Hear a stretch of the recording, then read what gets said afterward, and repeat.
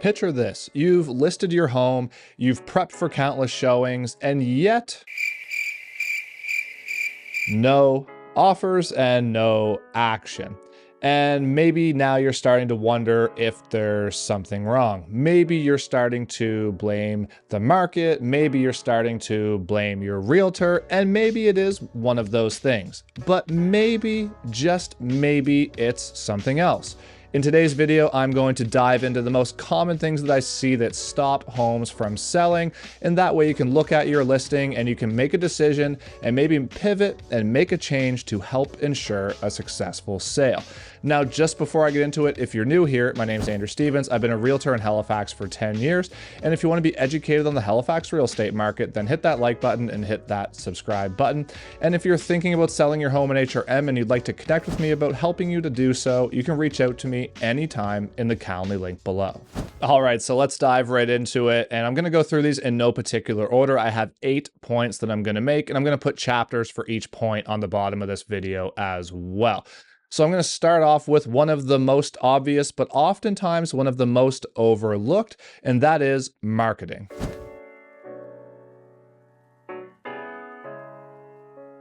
First impressions are crucial to your success when you put your home on the market. Most buyers are flipping through their phone very quickly, just scrolling through the first few pictures. And if you don't grab their attention very quickly in the first few photos or the first few lines of the description, you're probably not going to get them in for a showing. They're just going to swipe to the next listing. Think about this one. When you're in a busy market like the spring market and you have all this competition out there, buyers are scrolling through these properties so quickly on maybe Viewpoint or Realtor.ca, and first impressions really matter. Professional photos and a good listing description are no longer optional. They are crucial to your success. Just remember, we're trying to get as many buyers into this home as possible. And if they don't go into the home in the first place, you're not going to reach the stage where you're going to get an accepted offer. So this is crucial to your success. And it's something that oftentimes gets overlooked when you're prepping your home for sale. So when it comes to first impressions, it's not the time to skimp on the money. It's the time to put forth a lot of money to get good magazine quality photos and to take the time to write a good write-up so that you are featuring your home the way that it should be, and it's painting the picture for the buyer of what it's like to live in your home and live in your neighborhood. All right, next up, and this is one of the most classic mistakes that home sellers make, and this one is price.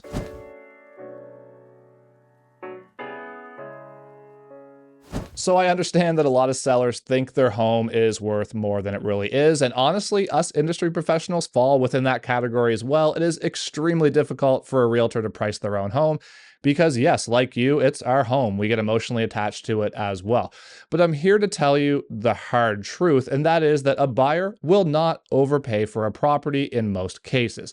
Yes, it is a possibility to find a unicorn buyer, so to speak, and a lot of sellers talk about this, but what is the probability of this? Very, very low. So when a buyer looks at a home, and let's say they're working with a realtor, they're going to ask them afterwards, hey, what do you think this home is worth? So then in turn, the realtor goes in and they're looking at all the same data that I would be when I'm coming in to list your home and to give you advice on what your home is worth. So in this case, this realtor is going to look at the comparable sales and they're going to tell you, hey, based on these few recent sales in your neighborhood, I believe it's worth whatever.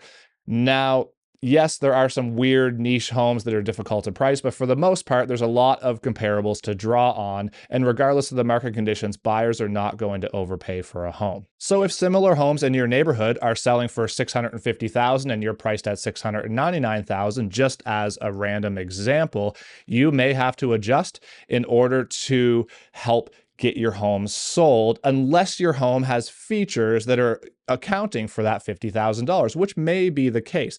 But in a lot of cases, that home is probably just overpriced, and apples to apples, there's other homes in the area that are selling for $650,000 that a buyer would prefer to buy. Remember, it really doesn't matter what you think your home is worth. It matters what a willing buyer is willing to pay for it, and that is all about the market and what other homes are selling for and what is happening in your neighborhood. Next up, a very common problem that I see in a lot of listings, and this one is condition of the home.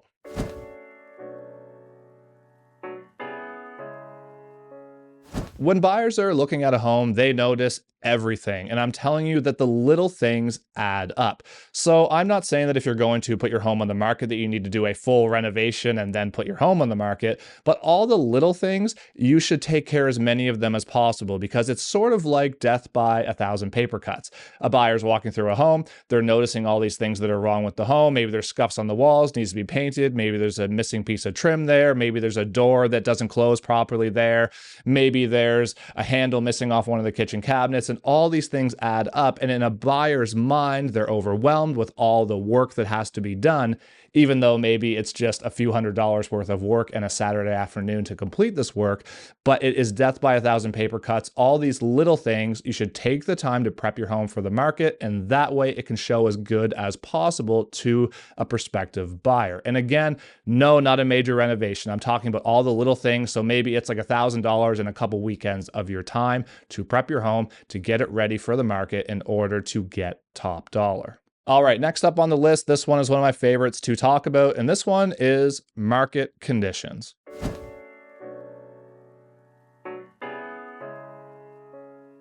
How's the real estate market? This is a pretty typical question that I get. And yes, the market conditions do play a factor in whether your home is going to sell. There is no doubt about that. But if you position your home properly in the market, then it should sell regardless of what the conditions are. And one of the most common things that I hear is they heard a coworker sold their home in a weekend and mine's been on the market for 2 months and I don't know what's wrong. Well, they might be in two very different markets. So for example, right now, any home under $500,000 in HRM is selling very, very quickly and oftentimes for top dollar. It's a major seller's market. But maybe a home in the $800,000 or $900,000 range in Middle Sackville, for example, might sit on the market for 3, 4, 5 months before they get an offer, because that type of a market might be a buyer's market. So every market is different, every neighborhood is different, every price point is different, and yes, this does play a factor for sure. Just as a general statement, this is the best way I can explain it. Let's say you're in a neighborhood, and let's say you're in Fall River, okay, and you have a 2-story home that's worth $900,000, and let's say in Fall River right now, between $800,000 and $1 million, maybe there's 12 homes on the market. I'm not saying there is, I'm just using this as an example.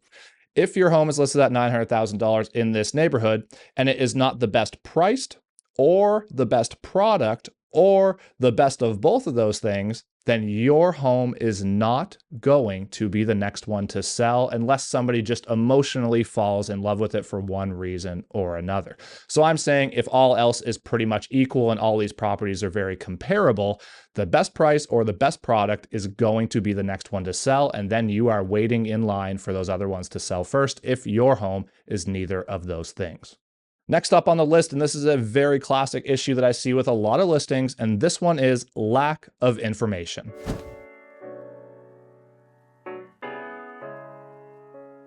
When a prospective buyer is viewing your home, they're about to make one of, if not the most expensive purchase that they've ever made in their life. So they're going to want to see a lot of information. You should have everything readily available for this buyer so that they know every detail about your home that you can possibly give them, because this will help create confidence in this buyer's mind before they pull the trigger.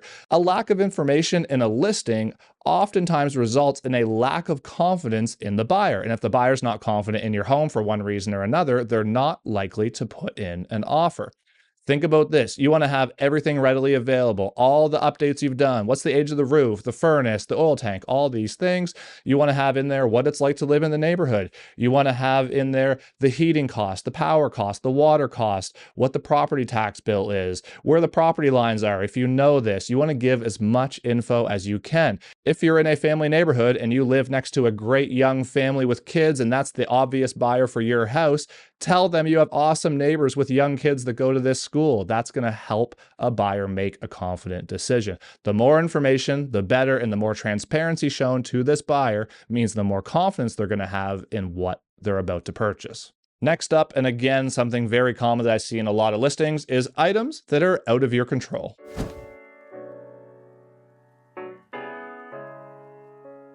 A lot of homes have things that are completely out of their control and there's nothing you can really do about it. But at the same time, when that owner purchased it, they bought the home. So We just need to find somebody else who will overlook some of those things that you didn't care about. So for example, maybe your home is near a highway and you can hear the highway noise. Maybe your home is backing onto a major road and there's a lot of noise. Maybe your home is right across from a school, and unless you get the right person, maybe they don't want to live right across the school because it's busy and noisy throughout the day. Maybe your home is not sitting on the best lot, or maybe it has like a really small backyard in a neighborhood where big backyards are pretty typical there. Maybe it's something that is like that is out of your control. So there's all kinds of things that might make your home maybe not as desirable as another one in the neighborhood. And in this case, oftentimes money talks. So in other words, somebody's willing to buy that home with the smallest backyard in the neighborhood because it was cheaper than the other ones with the bigger backyard, for example. Or maybe they were willing to buy the home with the highway noise, but that really didn't matter to them. So there's all kinds of other things that you can do. And oftentimes it's reflective of the price. And oftentimes it's just pointing out other features that make this home fantastic and why you bought it. At the end of the day, you bought it at one point. So all you need to do is find somebody that doesn't care about those few things that you can't change, because it is what it is. If you're on a main road or next to a highway or whatever, that is not going to change. But at the same time, there's all kinds of homes like this that sell every year. So you just need to find the right buyer. And you do that by highlighting all the other great features of your home. Next up on the list is your home is too niche.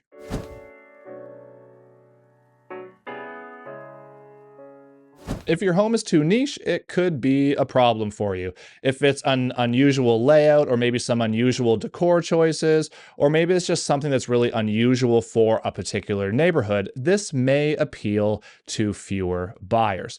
So in this case, you either need to find the right buyer, which can be tough depending on the situation, or you might need to do some strategic renovations to help it appeal to more buyers. So when you're doing renovations to your home in general, yes, you live there and you can do whatever you want, but just remember, if you're looking to sell in a couple years, you might not want to put like lime green kitchen cabinets in or something along these lines that are kind of out of the norm.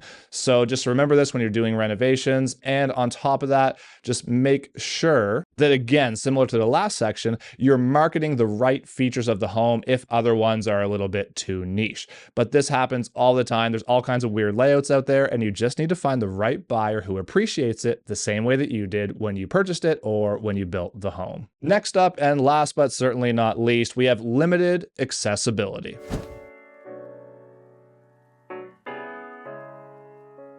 When you're putting your home on the market, honestly, it is a little bit daunting, and you have to be fairly flexible for showings. There's a lot of listings that I see that have really narrow windows for showing. So in other words, maybe they have in there that you can only view their home Monday, Wednesdays, and Fridays from 2 to 5 p.m. Well, for a lot of people that work 9 to 5, that's not going to work. So if your home is not easily accessible and easy to get into for a showing, it might cause people to overlook it and to kick that can down the road and to see some other listings first before maybe circling back around to your home. You need to be flexible with showings. I know it's a pain in the butt. I know it's inconvenient, but you want to allow buyers to get into your home at their schedule as much as humanly possible. That's not to say that you can't have some restrictions on showings. Of course you can. It is what it is. Maybe you work night shift and you can never have showings before noon, but that's really different than narrowing it down to a couple hours in a day when somebody can view it. You need to be as open as possible to allow buyers to flow through your home, because the more buyers you get through your home, the more chances you have for offers and maybe even a multiple offer situation. At the end of the day, there's a lot of things to think about when you're selling your home, and that's why it's important to have a professional help you. And if you're struggling to sell your home, it might be time to take a step back and reevaluate. Think about some of these factors I mentioned in this video. Talk to your agent if you're working with one, and just talk to them and be realistic. Think like a buyer. Why is my home not selling? I understand everybody's home is the best one in the neighborhood and all these things, but at the end of the day, you need to think like a buyer, think logically, and usually there is an answer in there. Most listings that I look at on the MLS, for example, or most listings that I have that don't sell, I know exactly why they're not selling. It's usually pretty obvious when you take a look at it and you take a step back and remove yourself from the shoes of the seller and put yourself in the shoes of a buyer. What are they thinking when they walk through your home compared to the other ones in your neighborhood? Now, again, if you got any value out of this video, all I ask is that you hit that like button and hit that that subscribe button so you don't miss any of my future content. And that'll help push this out to more people like you who may be interested in seeing videos about the Halifax and Nova Scotia real estate market. And if you're thinking about selling your home and you'd like to get in touch with me to help you with that, you can reach out to me anytime in the Calendly link below my description at a time when it's convenient for you. And you can book a seller consultation on there with me. And until next time, thank you so much for watching. I really appreciate your support and have a great day.